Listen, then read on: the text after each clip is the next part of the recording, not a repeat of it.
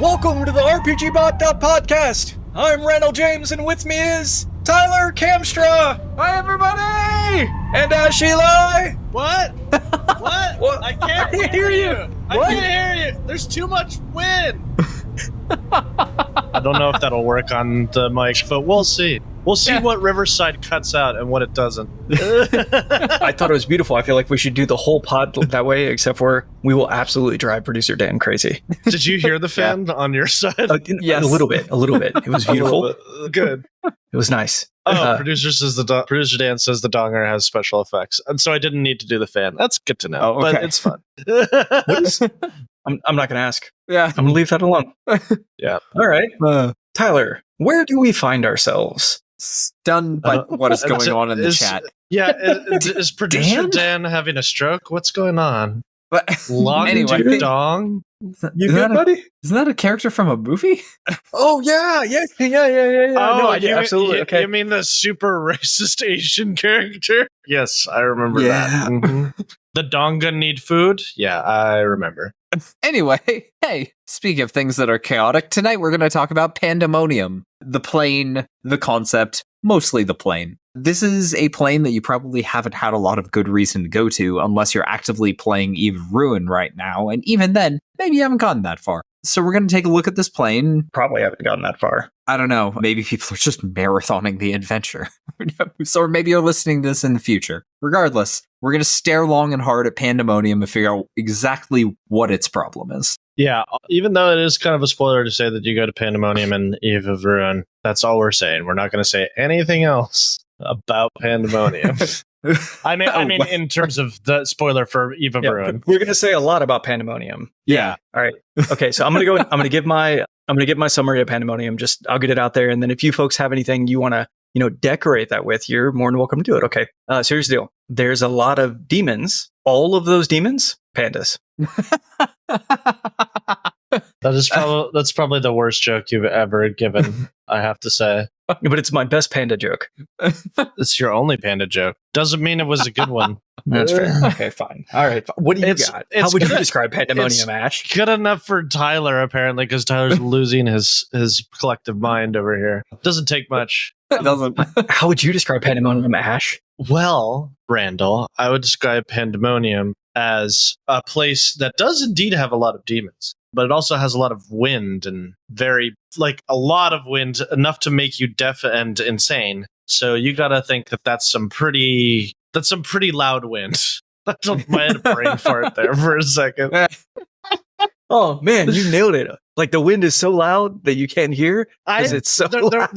There was another word that I was looking for, and it just escaped me. So I was like, you know what? It sounds less smart, but we're going to go with loud. Would you say that it's a pandemonium? Yes, it is a pandemonium.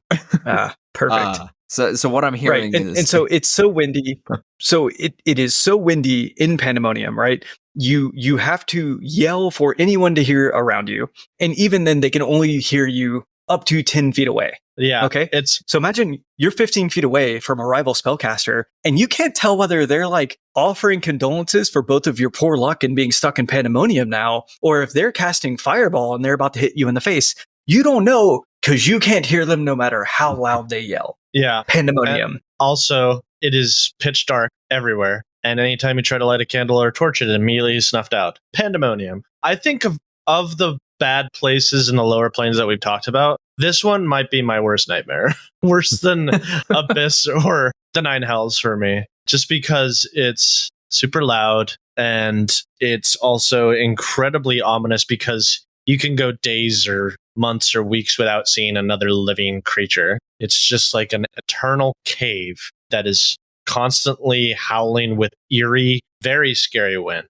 And just existing causes you to go temporarily deaf in a few minutes and permanently deaf within a few hours. Not a fun place to be, for sure. Yeah, Pandemonium just in general seems horrendously unpleasant. Even demons don't want to be here. Like, line from the Forgotten Realms wiki. Pandemonium had no indigenous life forms, but many inhabitants that were either immigrants, visitors, exiles, marooned, or prisoners. So literally nothing lives here by choice, nothing lives here on purpose, and nothing ever originated from here.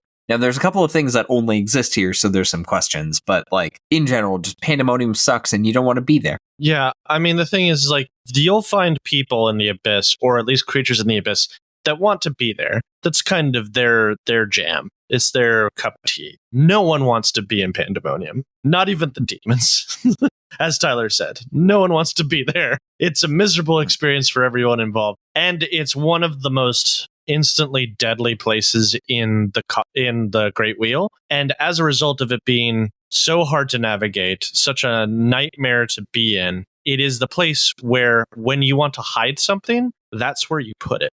As we'll see later, a lot of gods and powerful creatures have hid their deepest, darkest secrets in the darkest depths of Pandemonium. Because who would be crazy enough to go there to find it? You have to be real dedicated, because it is a miserable experience. You're in constant pain the entire time unless you have very powerful magic to shield you. Nice. All right. Well, let's get into it. So let's talk a little bit about the structure of Pandemonium. Yeah. So Pandemonium is broken up into 4 layers. The one that we visit in Eve of Ruin is called Pandesmos, and it's the top layer, arguably the most habitable. It's where you'll find the largest caverns, the greatest cities, and also apparently the river Styx. Now, I don't know how exactly the river Styx gets around all of the tunnels and all that, but magic, don't question. Also, it's extremely unclear to me if Pandemonium has a sky. We know that it's perpetually dark. I have read from the Forgotten Realms wiki that apparently gravity works weird, so I don't know if there's an up or a down. I don't know. It's unclear, but it seems to be that most of Pandemonium is just a gigantic cave network. And while it can seem like it's a sky because they describe the caverns as impossibly large in some places, large, at one point they describe it as large enough to hold entire nations if they wanted to. But because of the circumstances there is no nation there. But there is also some reports that there is a surface on Pandemonium, but it's 1,000 times worse than being in the caves. Because on the surface of Pandemonium, the winds are 1,000 times stronger. So there's a reason why everybody lives in the cave and nobody lives on the surface, because the cave is at least somewhat marginally better. So if it's this bad in the cave, you can only imagine what it's like on the surface. But yeah, the largest city in Pandesmos, and kind of really the only city that's worth mentioning, is the Madhouse, which, according to Forgotten Realms Wiki, was founded by the Bleak Cabal, which, if you remember when we talked about Planescape, the Bleak Cabal are one of the factions from Sigil. They are a very nihilistic cult that believe in the meaningless of existence, and they're not exactly evil. You think, oh god, they founded a city in Pandemonium, they must be horrible, evil bastards, but they're not. They're pretty neutral, and in some ways, because they accept the nihilism of the world, they sort of act as kind of like a charity in terms of trying to help people who can't really help themselves, which is why they set up the city. Although that didn't exactly go the way they want to, because they and everybody else that they were trying to help turned insane. So yeah. Like you do in Pandemonium. Mm-hmm. Yeah. If you're in Pandemonium, you're either deaf, insane, or both. So, you said, I have to ask a question now. I want to paint this picture. So you said that if I had access to powerful magic, perhaps I could preserve my sanity. When you say powerful magic, do you just mean a large fishbowl that I can put over my head? No, it has to be stronger than that. Okay. Maybe I would wonder, there's nothing specific in the books that tells how you counteract the effects of Pandemonium. It just says someone who's unprotected. So I wonder Blind deafness? That could, I guess, work. I'm being serious. I guess that could work. Yeah, that actually is kind of brilliant, I have to say. But I'm wondering if air bubble from Spelljammer would work, but I'm not sure. I think it's kind of up to the DM, because the sources that I read are pretty vague on how one protects against the maddening and deafening effects of the wind that's omnipresent. But yeah, the deafness thing is actually kind of brilliant, because it specifically says that people go deaf from overexposure to the wind or go insane, because the thing about the wind that causes people to go insane is, imagine every conversation you've had, every whisper, every shout, every threat, every cry of agony when you get stabbed or stub your toe or anything. All of that is recorded on the wind and is repeated ad infinitum. So you just hear voices everywhere and screams and wails of pain on the wind, it's a nightmare. Okay, you should have led with that. You should have led with that. Okay, because here I've had like I've been doing this like, oh, it's like white noise, just No, it's less bad on Pandesmos. Once we get to, because how do I say this word? Cocytus. I'm gonna go Cocytus, yeah. Cocytus. Yeah, Cocytus. Once we get to Cocytus, it gets a lot worse. It gets worse the deeper you go into Pandemonium. Except in Agathion, where it strangely gets slightly better. no, Phlegathon is where it gets slightly better, and then Agathon is just miserable. Yeah, because Agathon, it has like agony, like just sitting right there. Or Agathion. I'm sorry, it's Agathion. But yeah. So that's Pandesmos. The other layers are, I already said these, Cocytus, where it's also called the Layer of Sorrows because of what I just mentioned. You hear all those howling and terrible sounds on the wind. The wind becomes infinitely stronger. There's a lot of dangers on here. It's not a fun place to be. Phlegathon has a lot of evil deity domains, which is funny. It's like Ariel has a summer home in Pandemonium. You think I'm joking, but that's literally true. But yeah, Phlegathon, it's very dark. There's finally gravity. So yeah, Tyler mentioned before how gravity works differently on Pandemonium. It's described as the origin point of gravity in Pandemonium, wherever you go, is at the center of a cave, like in the direct center. So you can walk on the walls, you can walk on the ceilings. The river Styx can flow up or down on the ceiling underneath you, or sometimes just float in the air. It's very weird. Think about that from a navigation perspective. Like, imagine you're lost in a cave complex on Earth. At least you know what direction down and up are, right? Mm-hmm. Now, imagine all of a sudden you can walk on the 3D service. Good luck getting anywhere ever twice. It's not going to happen. If you enjoyed running an Underdark game where it's just like kind of a dungeon delve, like randomly generated cave structures, if you want that but worse, Pandemonium is where it's at. But yeah, Phlegathon is where gravity reasserts itself. And then there's Agathion. You want to talk about Agathion? You want to talk about Agathion, Tyler? Yeah.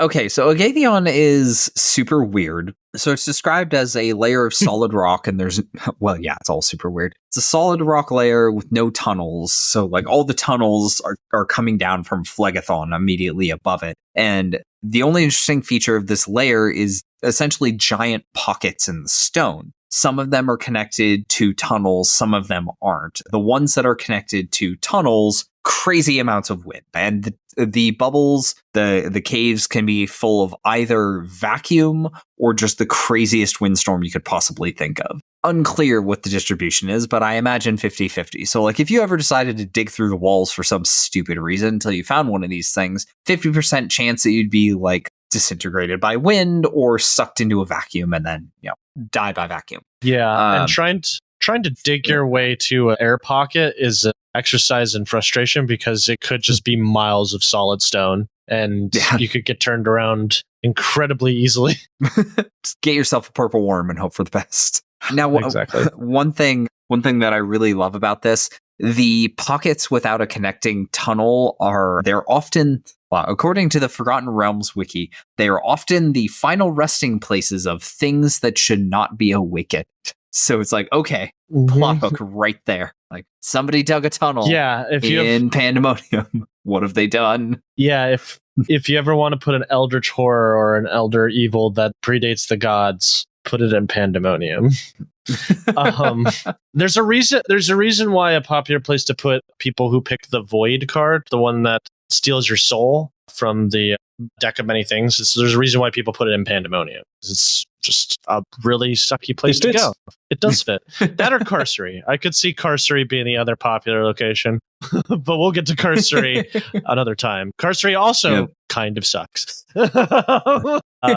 But yeah, so when Agathion, surprisingly, even though it has the least amount of like passability in it, it surprisingly has the most amount of information written on it out of all the 4 layers, because it's where the gods put their deepest, darkest secrets. So it's no surprise that more than a few adventurers have taken adventurers to Agathion in some form or another.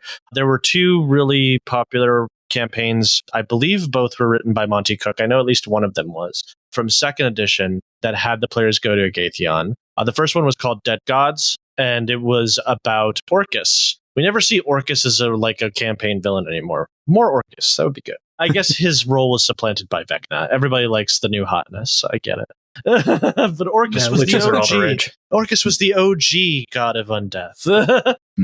So Orcus was assassinated by the drow goddess of vengeance named, I'm going to mispronounce his name, Kiransali, I think it is. No idea. But to make sure that he never came back, she divided his body and put the wand of Orcus in the deepest pit of Agathion. And as these things do, as the One Ring did in Lord of the Rings, the wand tried to carve out tunnels to find its way back to Orcus, because that's what it wanted to do. And Orcus, not one to stay dead, eventually reformed a bit in the Astral Sea as a weakened god named Tenebrous, which he called himself the Shadow God.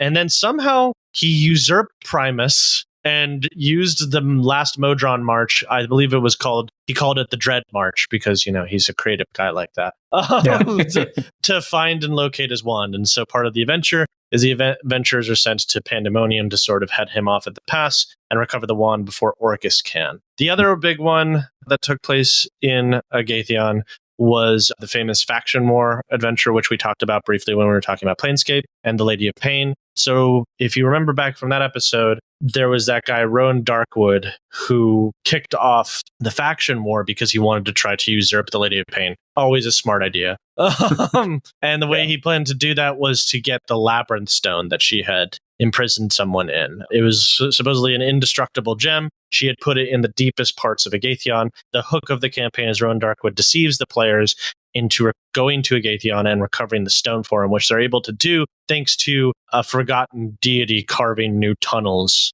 into Agathion. So interesting. Very convenient to that. Yeah, it's Pain's Home leading right where we're going. What do you know? Let's get in there. Yeah, they're both really interesting, fun adventures. They are second edition, so if you're looking for ideas for Pandemonium related adventures, check those. It would be kind of a challenge to update them to 5th edition, but not impossible. Well, and the Labyrinth Stone was completely a MacGuffin, right? Like, it didn't have any real power, right? Oh, no, it did. Yeah, it did. Well, but there wasn't a reason to keep it in Agathion, right? Like, she could have just kept it at the palace in Sigil, right? No. Again, no gods hide things in Agathion if they're not important. Because you put stuff in Agathion that you want to just never be recovered. And still, people find ways. All right. What did it do?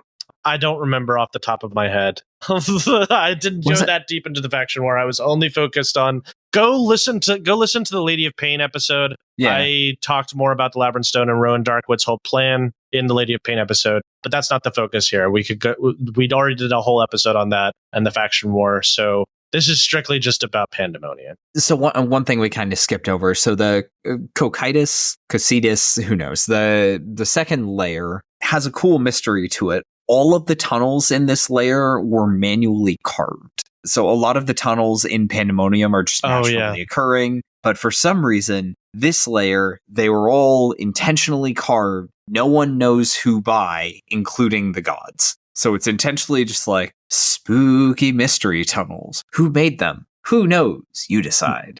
I don't like that. Yeah, some sources I read said that speculated that a forgotten god who had lost all of his followers carved the tunnels before succumbing to madness and despair and dying, left to rot on the Astral Sea. But that's just a theory. No one knows for sure. I like that theory. That seems cool.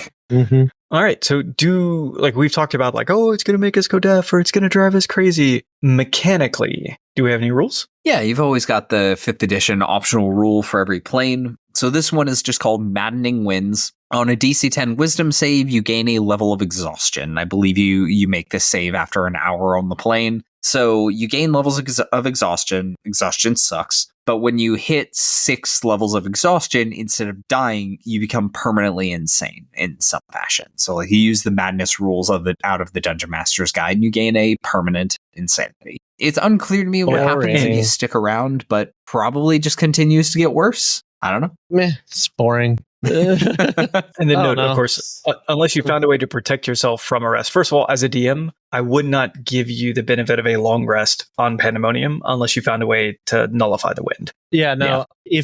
If you ever want to have an idea of how to run a campaign in Pandemonium, there's actually a thing you can watch. The ever popular Critical Role actually did a one-shot where the characters were going through Pandemonium as a level 20 adventure, and it was called The Search for Grog, because Grog pulled the Void card and got sent to Pandemonium, so they were heading for his soul. And Matt Mercer did not allow his players to take a long rest. I believe the only way possibly that people have said that you could do it is maybe Liamon's Tiny Hut, but people doubt that because it doesn't block sound. It just it would block the wind, but that's about it. And something like Mordenkainen's Infinite Mansion wouldn't work because you can't create demi-planes in Pandemonium. It's specifically an extremely hard plane to get out of for a reason.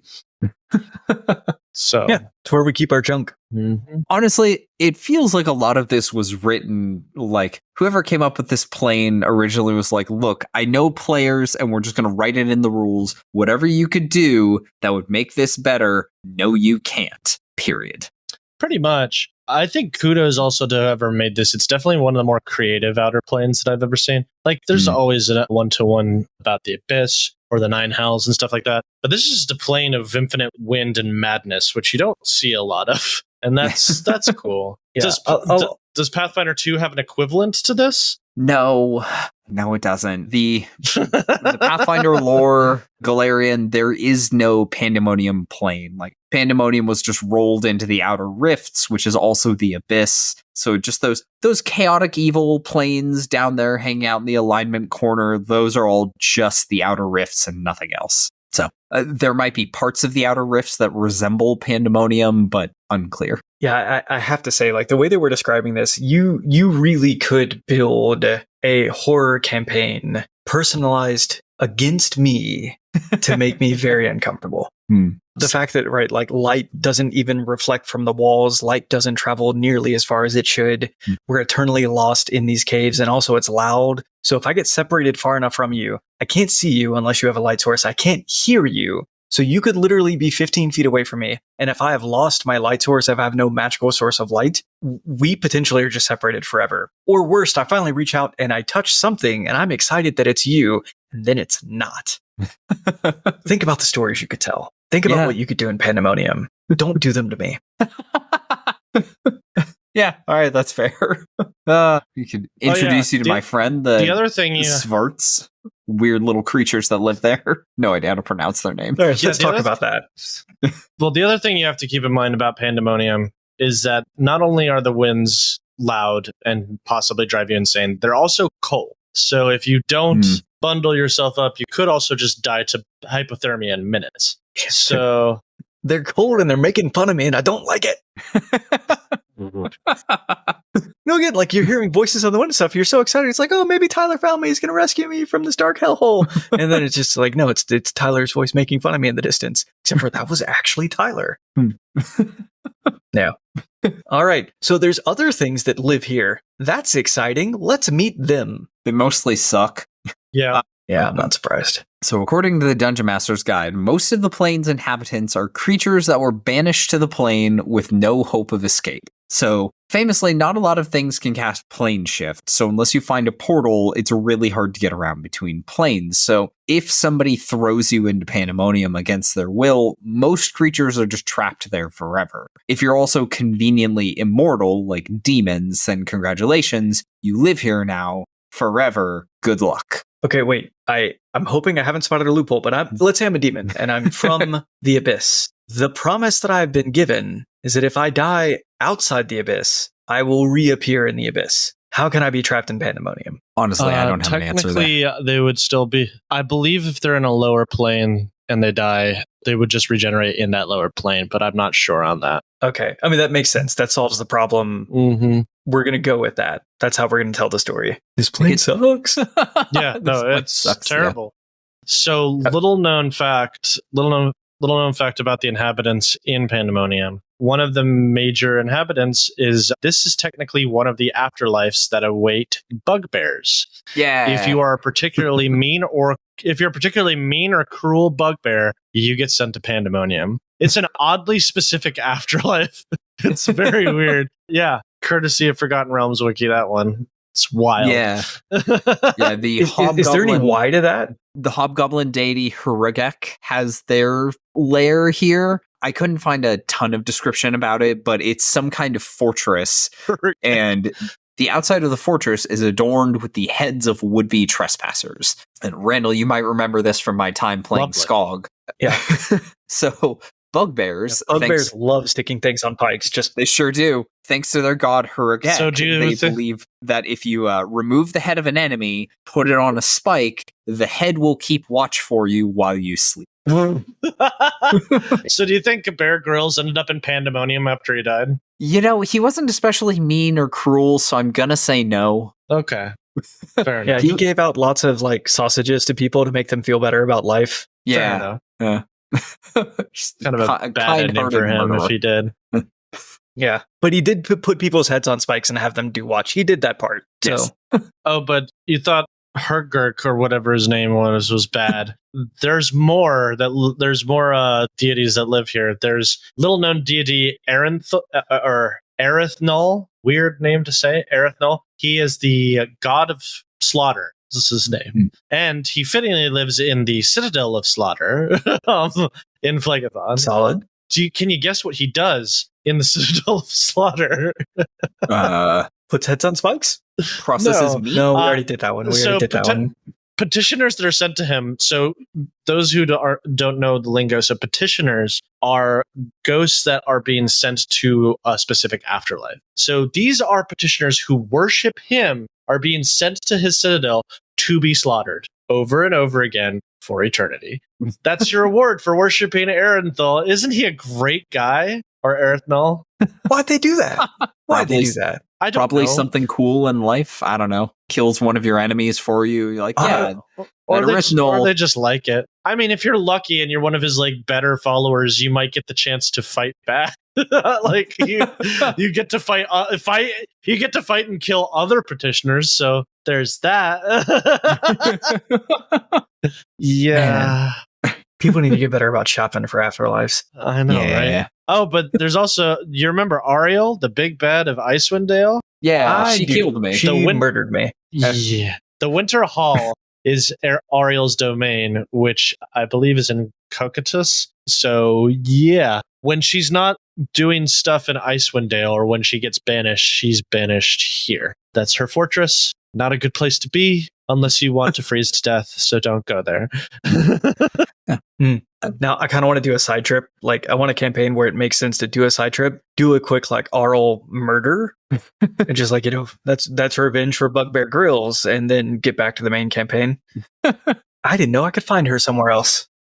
Well, we'll go grab a copy of the deities book we reviewed a while ago. The Reimagined Monsters. Oh, God, what was it called? Oh, where, like, every worst possible outcome. No. No. This was the one where they reimagined gods who have been Goddesses Unchained? Goddesses Unchained, yeah. Or Unchained Goddesses one. Yes, Unchained Goddesses. Yeah. Yeah, there's a stat block for Aurel in there. I believe the goal of that was to reinvent one-dimensional female villains. Yes. Yeah. Which was good. And it's a good book. And they did a great job, yeah. Yeah, shameless link plug. in the show notes. Go check it out. We'll put a link to the episode if you want to hear about it. We'll put a link to the product if you want to buy it. Yeah. Yeah, there seem to be a lot of deities that have their lairs here, and like some of them are weird. Have you heard of a deity called Raxivort? I have not. Okay, so Raxivort was previously a demon in charge of Grast's treasury, hoard, vault, whatever. And one of the things in Grast, was it Grast? Shoot, the one that keeps all the things. I'm forgetting the names. We just did this episode. Was that the Abyss or Nine Hells? Oh, that's a good question. Regardless, because Gratz is from the Abyss. If you're talking, I think what you're probably thinking of is Mephistopheles. Is that the might one be with it. the vault. So Raxivort is that checks out. Okay, the keeper of the vault for either a demon prince or one of the princes of hell. In the vault is this thing called the Infinity Spindle, and if you have the Infinity Spindle, it makes you a demigod. So one day, Raxivort is like, I would like to stop doing this, and instead I would like to be a demigod, steals the Infinity Spindle, goes to Pandemonium, and creates his own like his own lair, his own region in there. Now, Raxavord is an ambitious guy and wants to create the coolest realm. So he creates a place called the Dark Sewers. Black sewers. Black sewers, dark sewers. Honestly, what's the difference? And it's full of bats and rats. And he creates his own race of intelligent creatures named Svarts, like Xvarts. Good luck pronouncing that. And if you've seen it's Svarts. Sure. They have blue skin. I wrote green in the show notes. Ignore that. They have blue skin, orange eyes set very far apart, and canonically they all have receding hairlines to resemble their creator. And they look like blue minions with like a receding hairline, and their arms go down to their ankles. Like they are absolutely awful. Yeah, that is awful. They're ugly cute. Yeah, you were right, by the way. I just looked up Raxavort stole from Gratz. It was Gratz. Yeah, weird. Why did Gratz have that? Who knows? Now, it's unclear to me if Raxavort is still alive in canon, because apparently the repercussion for this was Grast started telling adventurers about where the Infinity Spindle was and telling them, hey, you could be a demigod if you go kill Raxavort and take it. And then maybe you and I can celebrate afterwards. Yeah. My style.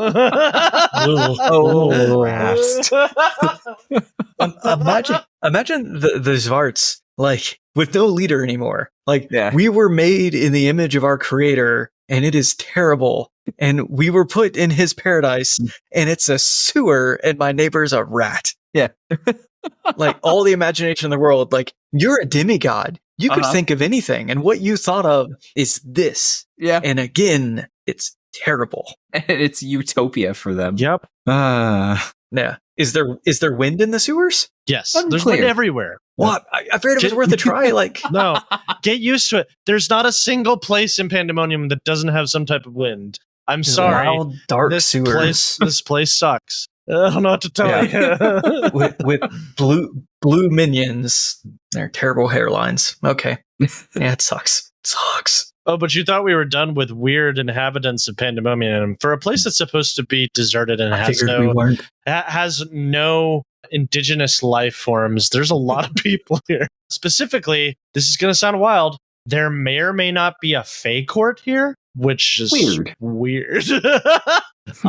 Yeah, it's according to some sources, an unseelie court of it's either madness or shadows makes its lair in Phlegathon. So the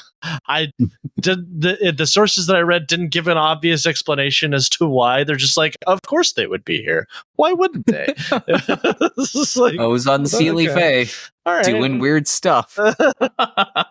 Yeah, definition of chaotic, I guess. Yeah. So I did manage to find one creature that may be native to Pandemonium. Now, it's unclear if they were introduced or if they are actually native here, but they're simply called howlers. Now, imagine an iguana scaled up to like the size of a horse, gray, and it screams and drives you crazy. They're pack hunters. They're basically giant attack dogs. And if you're sufficiently crazy and evil, you can tame them and have them do your bidding. They're not very smart. They're basically animals. But apparently the place to get them is Pandemonium. Still unclear to me why. And it's even less clear to me, what do they eat? Because there's not a whole lot of life here. So, like, how are they surviving? Who knows? I don't think they need to eat.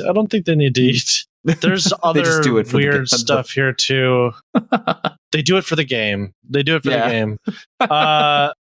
There's one that you found, Tyler, that I'm sure gave you nightmares. The Hasvongle. You want to talk about the Hasvongle? Okay. So imagine like a finch. It's a nice little bird. Scale it up to huge size. Give it 6 additional legs. Don't like that. Yep. And also it's perpetually dripping blood. And also it can shoot the blood at you and kill you with it. Nope. Bad again. Oh, wow. Yep. Yeah. Yeah. Why? Yeah. Why do they only exist here? Unclear.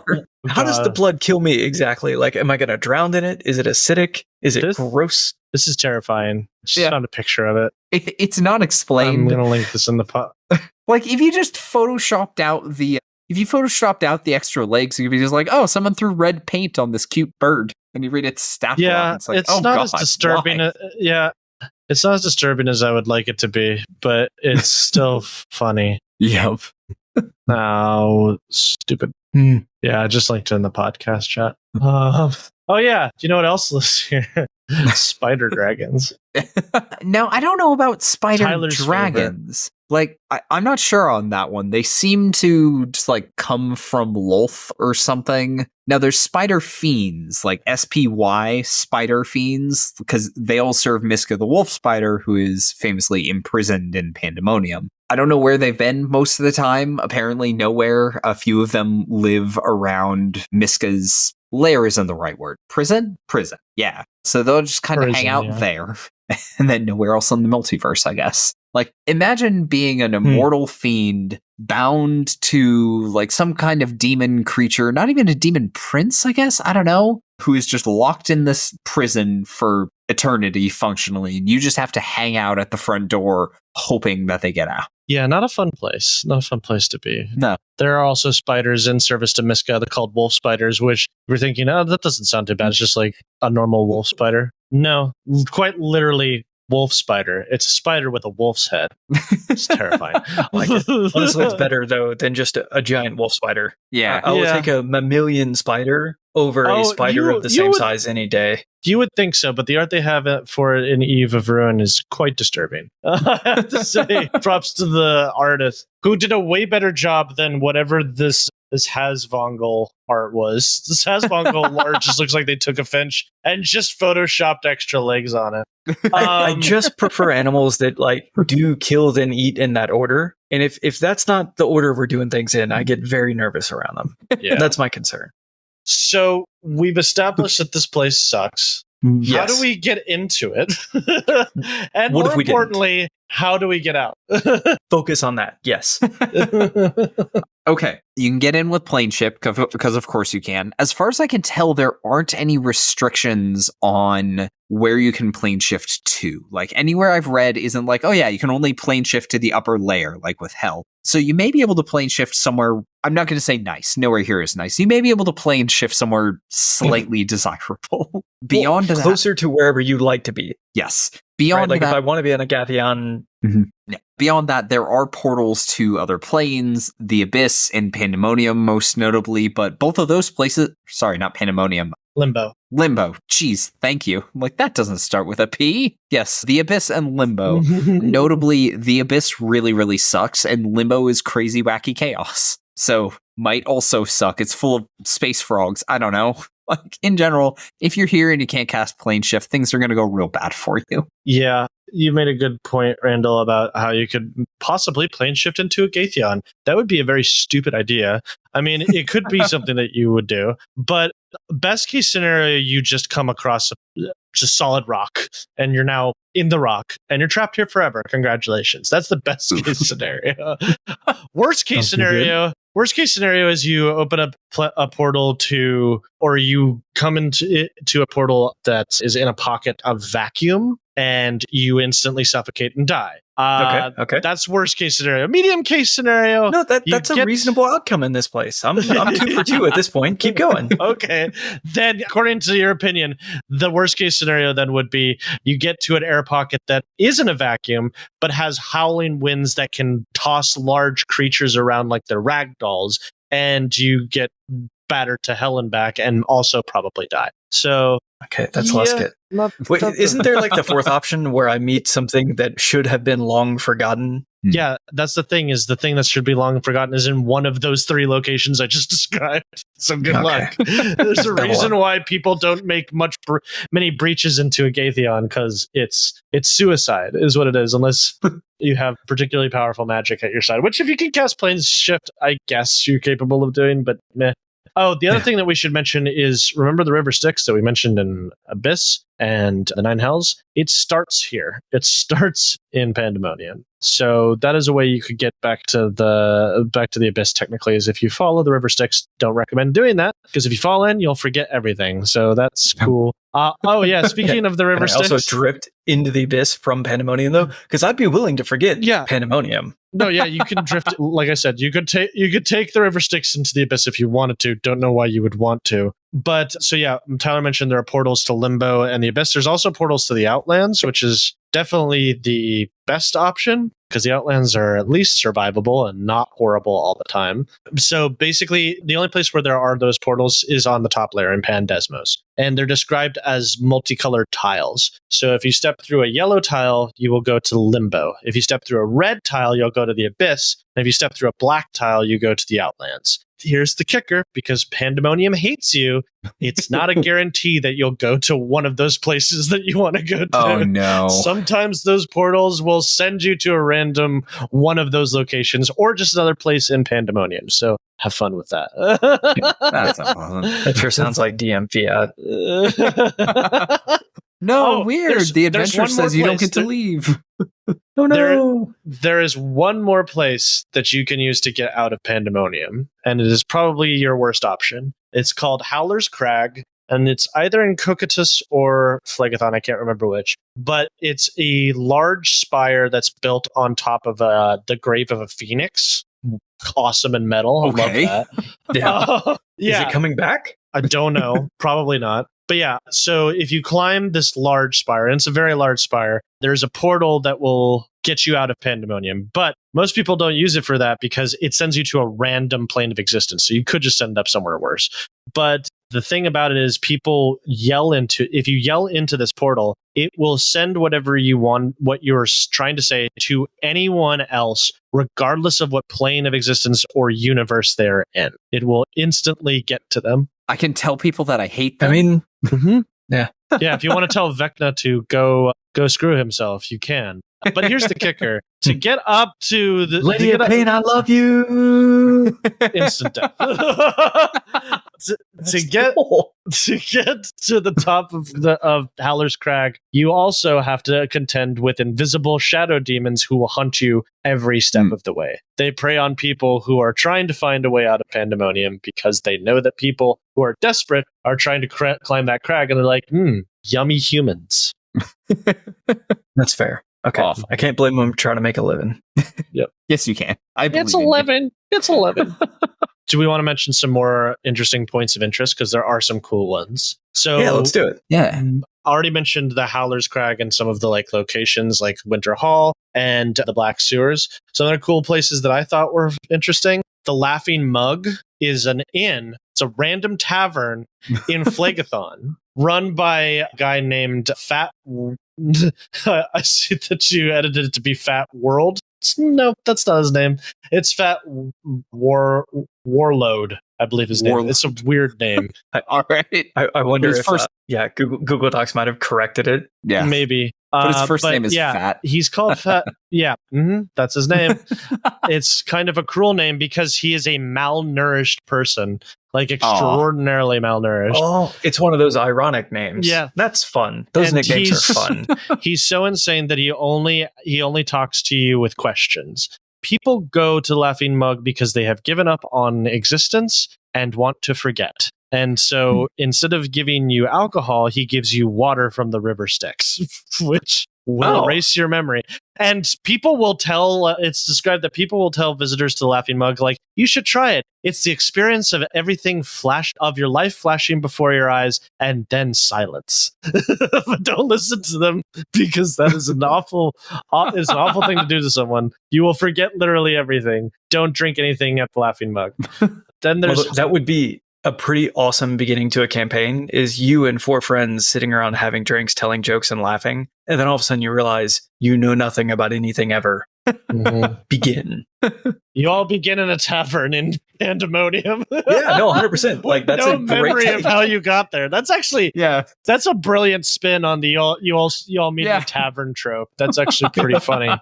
I do like that. Yeah, write that down. I might have to steal that idea because that's great. That's brilliant. So some other fun locations. There's the Harmonica, which is said to be a cavern. I think it's on all of these layers kind of blend together. So I think it's on Cocytus, where the wind kind of plays a eerie music. But the very interesting part about the harmonica is it's rumored, legend has it, that it holds the secret to planeswalking, which is the ability to travel to different planes of existence without any items or plane shift. But It's a lot not of people the ability think that to play it's just Magic rumor the Gathering? hearsay. No. All right, fine. If that's what you're into. See, again, this feels like a trap, though. This feels like more shadow demons, just like, it's yummy. 100% a trap. Anybody who's ever gone there has either not come back or said they couldn't find the secret to planewalking. What? Okay, honestly, though, that fits, though, right? It's like, nobody who goes in there ever comes out because they're plane walking. Obviously. If you believe that, I have a bridge in Brooklyn I would like to sell you. Can I teleport there instantly? Then there's the Howler's Gate. There's the Howler's Crag and there's the Howler's Gate. Howler's Gate is the worst one of the two, which is it's just a portal to the quasi-elemental plane of vacuum. Not a good place to be in.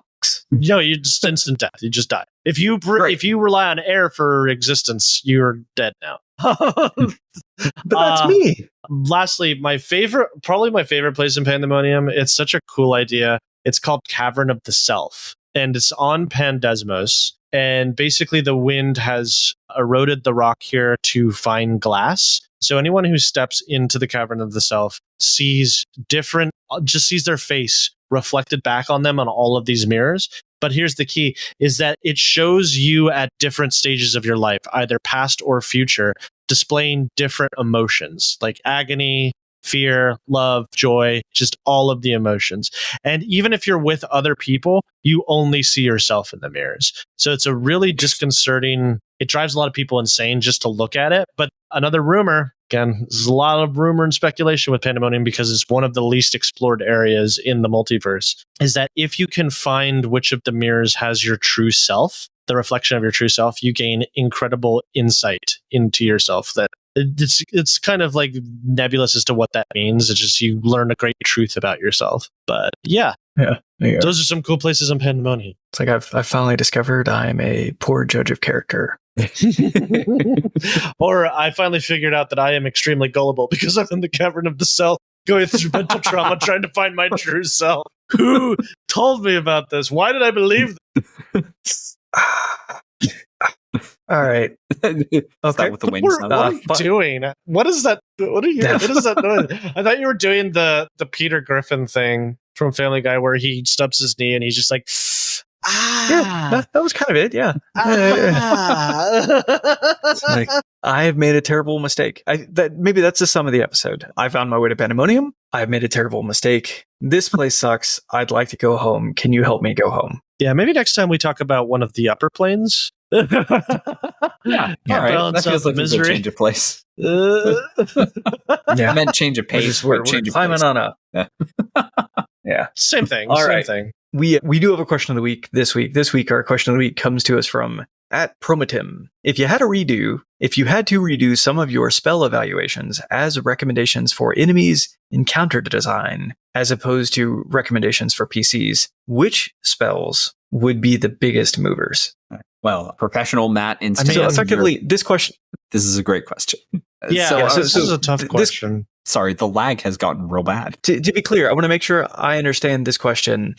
The question is really like, what are some things where it's like, okay, great, maybe this isn't super awesome for the PCs, but if the DM were to use this in a counter, it would be amazing. Or vice versa, something that kind of sucks for the PCs. No, flip that, is amazing for PCs, but if you use it to build an encounter around, would honestly kind of suck for the DM. Yeah, this is a tough question. I think, Tyler, do you want to take a stab at this first, or do you want to go last so that you give us the actual professional, coherent opinion?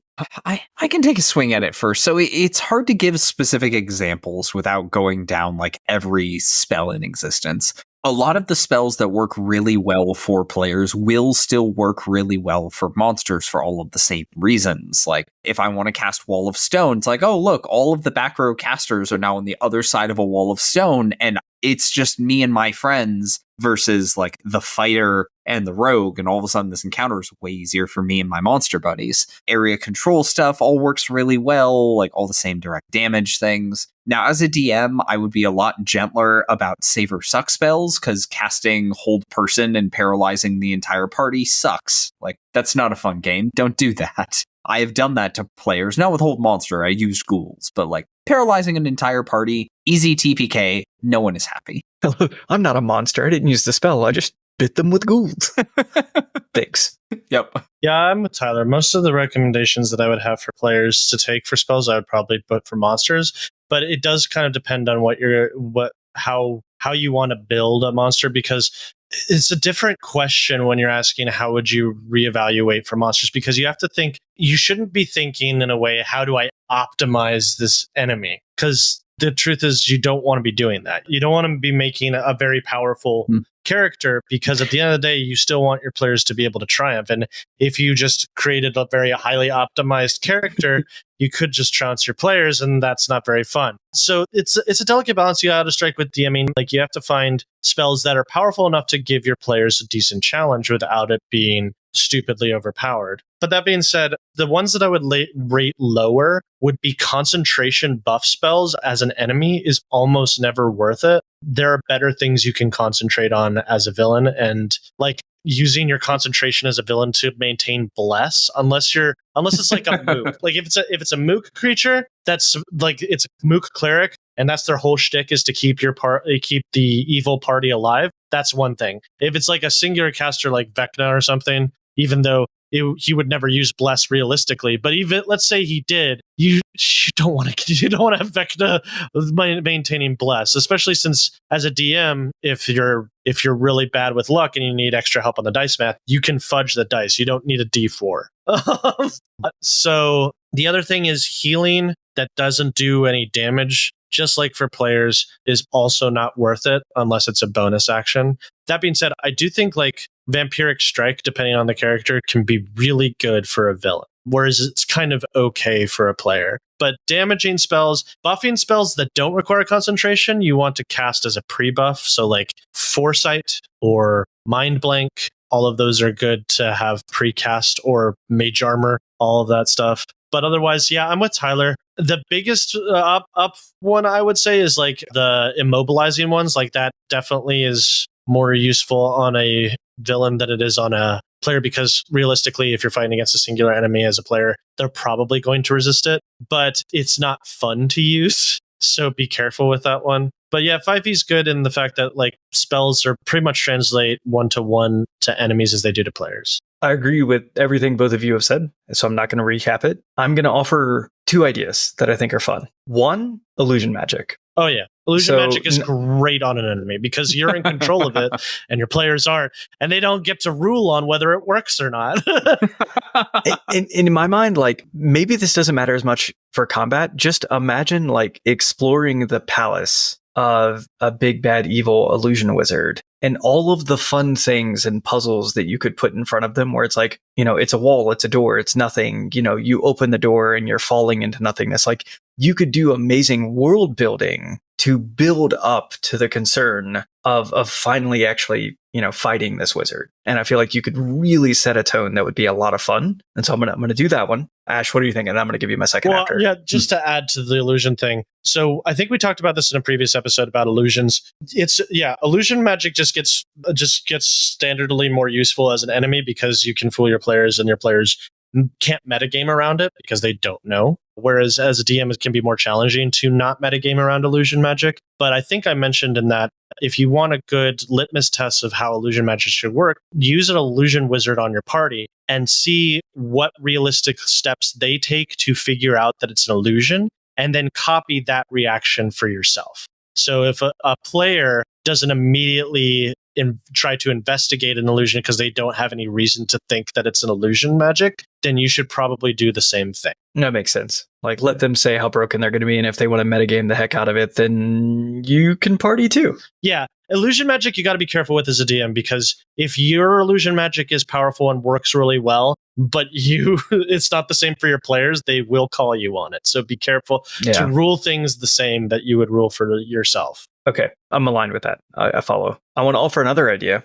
We already talked about the problems of, you know, like hold person can obviously ruin a bit of fun. Putting up, you know, a wall separating the party can create it. it's more frustrating than fun. I think you can get away with it once or twice. You can't do it consistently because it's just going to make everybody at the table very angry. I'm going to bring up something that I think is fair game, that I think can wildly change a combat encounter, but in a way that's fair, and if anything would probably be encouraging your party to pick up similar tactics in the future. Imagine we're in a forest. It's nighttime. Nobody has dark vision. They're all trying to get around with torches or maybe some magical light sources. And the enemy goblin wizard has cast Pass Without Trace. Oh, interesting. Interesting, yeah. So now the goblins are hiding constantly and popping out of nowhere, stabbing, and they've got a sweet, sweet buff. Yeah, that's pretty good. There's several YouTube videos where people are like, if you play goblins at the top of their intelligence, they're very terrifying. The goblins are smart creatures. They're smarter than people give them credit for. They don't just like throw themselves at parties. They set up traps. They don't take fights they don't think they can win. They do a lot of hit and run tactics. So if you play goblins really well like this, that's a recipe for a TPK if you play your cards right. Yeah. Because there's a reason why more parties have had a TPK in the first encounter of Phandalin than anywhere else. Because that goblin Keith party Allman's is Monsters Know What merciless. They're Doing writes about exactly this. Yeah, 100%. And so imagine doing that, to have some higher level PCs, player characters, but yeah, then you buff the goblins, and then all of a sudden everybody's having a very bad time. But it's actually great strategy. And a lot of parties, especially like you have a rogue in the party, like we're in a place with plenty of hiding spots and it's dark in here. You should be doing the same thing. Yeah, exactly. All right, folks, thanks so much for joining us today. All hail the Leisure Illuminati. I'm Renaud James. You'll find me at amateurjack.com and on Twitter and Instagram at jackamateur. I'm Tyler Campster. You'll find me on RPGBOT.net, Facebook and Twitter, RPGBOT.net, and most other socials as RPGBOT. I'm Ashen Guy. You can follow me on Twitter at Craven Ashes or on YouTube at Ashraven Media. Oh, there you are. If you want me to run a game for you, possibly in Pandemonium, or maybe somewhere nicer, find me on startplaying.games, link in the description.